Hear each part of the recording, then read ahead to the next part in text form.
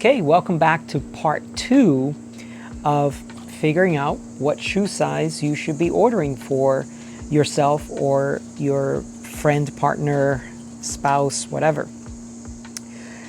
Once you've taken the foot trace, it is best to have a measuring device that's in centimeters/millimeters, right? So you want to have a very accurate measurement, and it's best to have a 3-digit measurement, right? So I believe on the lakeside they may have a inches conversion, but it's just always best to have millimeters for your measurements. All right, so what you're going to do, and if you could take a top-down look for this part, what you want to do now is you want to take your straight edge and you want to find the outer points of the width of the person's foot, and then when it comes to the length of the person's foot, of course, the longest part of the foot, right? And so we'll do stuff like this.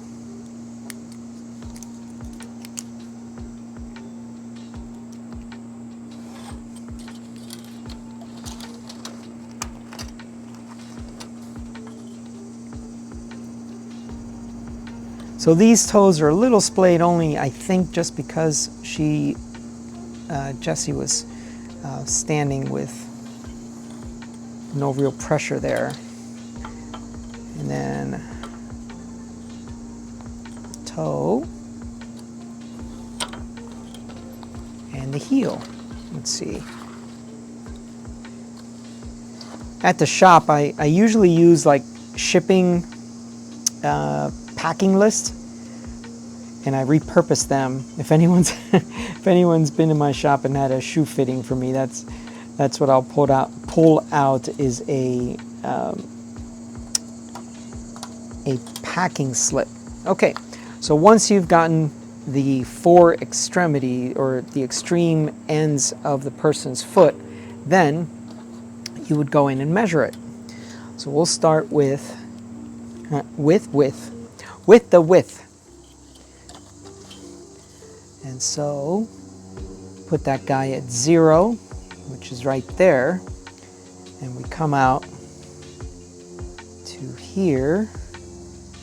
That's about 90, it's really close to 100, but I know from taking her measurement another time prior to this, actually multiple times prior to this, but we'll call it 90,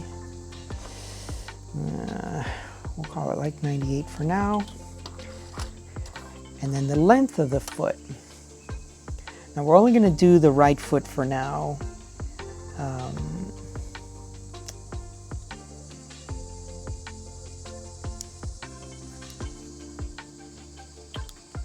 Yeah, so that's like 265.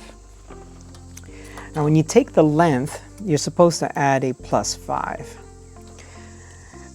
So now it's just basically rinse and repeat for the left foot.